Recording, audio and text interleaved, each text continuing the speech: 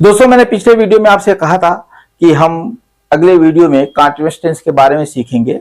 और वो continuous tense क्या होगा कि जब अब आपको कुछ सेंटेंसेस बोलने में कोई समस्या होती है या हिचकिचाहट फील होती है, और वो सेंटेंसेस कौन से हैं, जैसे मैं बाजार जा रहा था, या वो खाना खा रही थी, बच्चे खेल रहे थे, इस तरीके के सेंटेंसेस बोलने में अगर आपको परेशानी होती है तो ये वीडियो बिल्कुल आपके लिए है।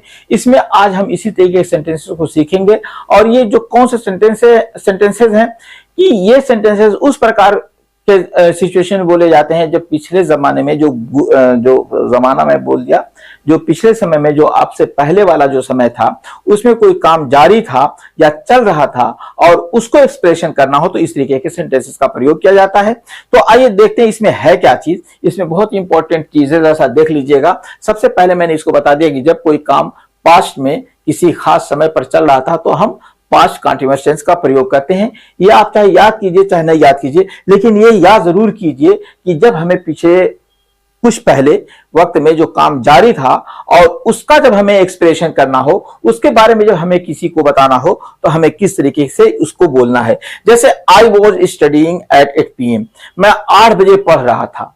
मैं रात को 8 बजे पढ़ रहा था, 8 PM है तो रात के 8 बजे हो गया। मैं रात को 8 बजे पढ़ रहा था। शी वॉज कुकिंग, वो खाना बना रही थी।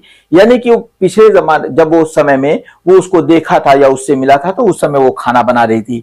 इसी तरीके से अगर हम सेंटेंस स्ट्रक्चर की बात करेंगे, जो अफर्मेटिव सेंटेंस है यानी कि सिंपल सेंटेंस होता है, तो उसकी हम बात करेंगे तो इसमें सब्जेक्ट होता है, वाज या वर होता है और प्लस वर्ब होता है और उसमें आईएनजी फॉर्म जुड़ा होता है।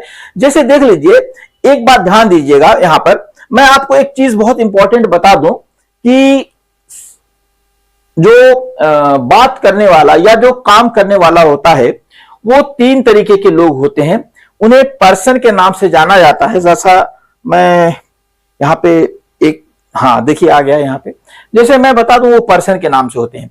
जैसे एक फर्स्ट थोड़ा सा मैं यहां पे एक छोटा सा स्ट्रक्चर आपको दे देता हूं, इसमें जान लीजिए ये क्या होता है। जैसे इसमें स्ट्रक्चर में ये होता है, एक होता है ये सिंगुलर नंबर होता है, सिंगुलर नंबर होता है, और ये प्लूरल नंबर की मैं बात करता हूं, प्लूरल नंबर। इसमें एक होता है पर्सन, ये क्या होता है, तो इसमें फर्स्ट पर्सन होता है और फिर सेकंड पर्सन होता है और फिर उसके बाद थर्ड पर्सन होता है, फिर उसके बाद थर्ड पर्सन होता है। ये पर्सन होते कौन हैं? जैसे फर्स्ट पर्सन उसे कहते हैं जो काम करता है, जो बोलता है, बोलने वाला फर्स्ट पर्सन होता है। ठीक ना, मैं थोड़ा सा मिस्टेक कर दिया बोलने में, जो काम करता नहीं है, जो बोलता है वो फर्स्ट पर्सन होता है। सेकेंड पर्सन जो सुनता है वो सेकेंड पर्सन होता है, और थर्ड पर्सन जिसके बारे में या जिस चीज के बारे में बात की जाती है वो थर्ड पर्सन होता है। ये बात याद रखिएगा।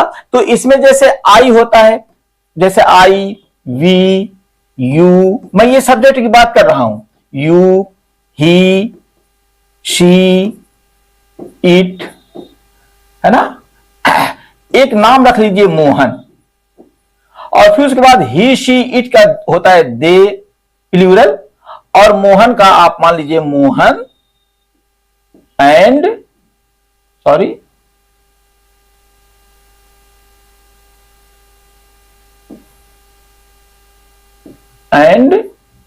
सोहन, ये प्लूरल हो गए। ये इधर वाला सिंगुलर हो गया और ये प्लूरल हो गया, आपको स्क्रीन पे दिख रहा है। तो जब ये पर्सन हो जाते हैं तो उन्हीं को हम लोग यहां प्रयोग करते हैं। जैसे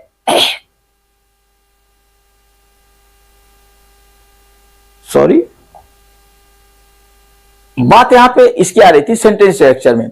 अब देखिए ये सब्जेक्ट है, हेल्पिंग वर्ब एग्जांपल है। ये फर्स्ट पर्सन में, ये पर्सन में उसमें मैंने बता दिया कि जैसे आई, वी, यू, ही, शी लगाया था मैंने, आई, वी, यू, ही, शी लगाया था।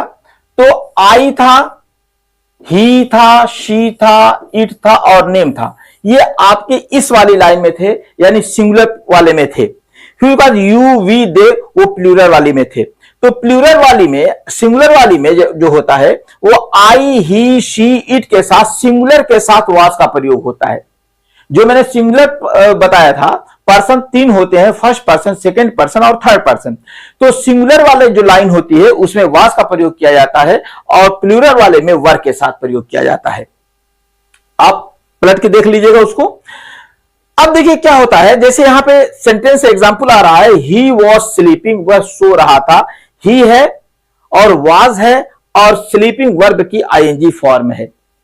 नेक्स्ट है दे वर प्लेइंग, वे लोग खेल रहे थे। इसी तरह she was dancing, she was eating, she was cooking, इस तरीके के बहुत से सेंटेंसेस आएंगे। ये अफर्मेटिव सेंटेंस था, अर्थात जिसे आप स्वीकारात्मक सेंटेंस हिंदी में कहा जाता है, ये था।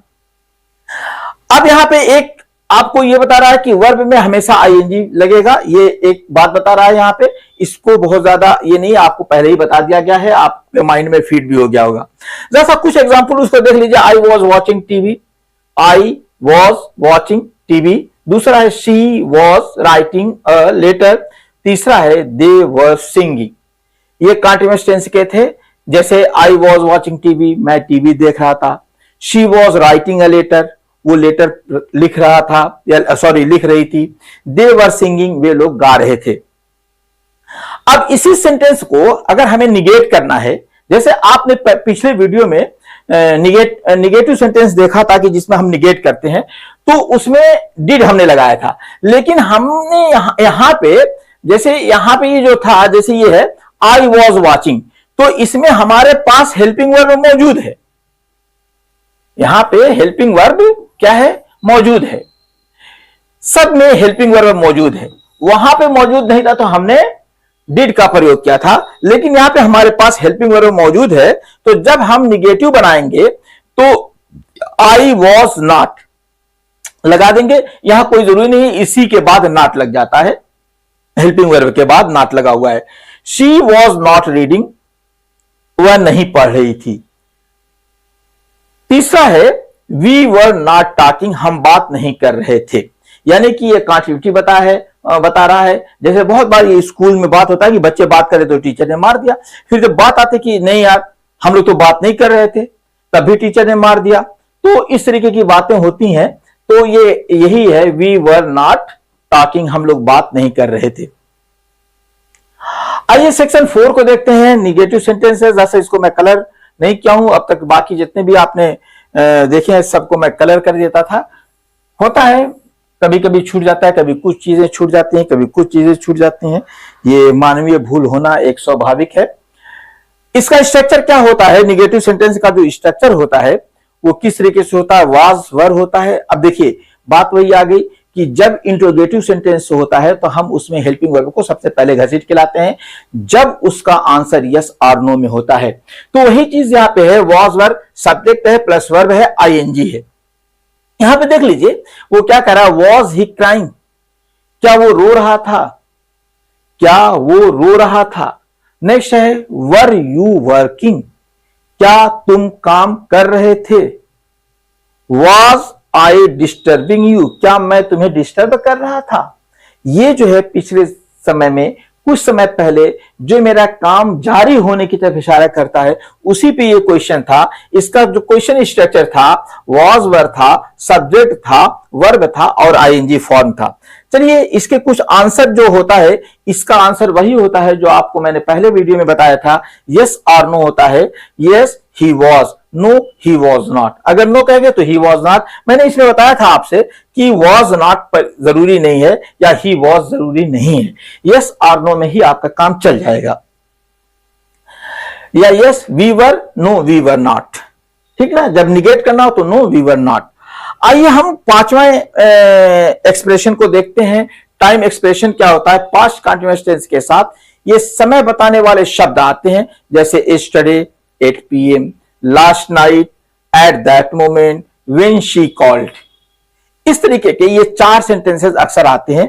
जैसा देख लीजिए, इसको मैंने 2 सेंटेंसेस यूज किए इसमें। I was sleeping, I was sleeping when the phone wrong, जब फोन बजा तो मैं सो रहा था। दे वर प्लेइंग एट 6 o'clock, वे लोग 6 बजे खेल रहे थे।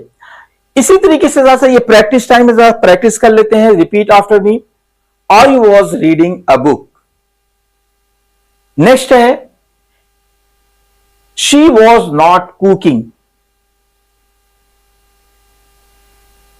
अगला है वर दे डांसिंग। नेक्स्ट है he was watching a movie. Next है we were cleaning the room. यहां पे एक इंस्ट्रक्शन देख लीजिएगा साहब, ट्राई दिस। एक अफर्मेटिव सेंटेंस लिखिएगा, एक निगेटिव सेंटेंस लिखिएगा, एक क्वेश्चन सेंटेंस लिखिएगा और उन तीनों को जो है कमेंट में जरूर डालिएगा। जो आप सीखे हैं उसको कमेंट में डालिएगा, उसको मैं देखूंगा कि आपने किस तरीके से लिखा है। तो अगला, अगर आपको ये वीडियो पसंद आया हो तो इसको लाइक करें, कमेंट करें और 3 सेंटेंसेस कम से कम कमेंट करें और सब्सक्राइब कर लें।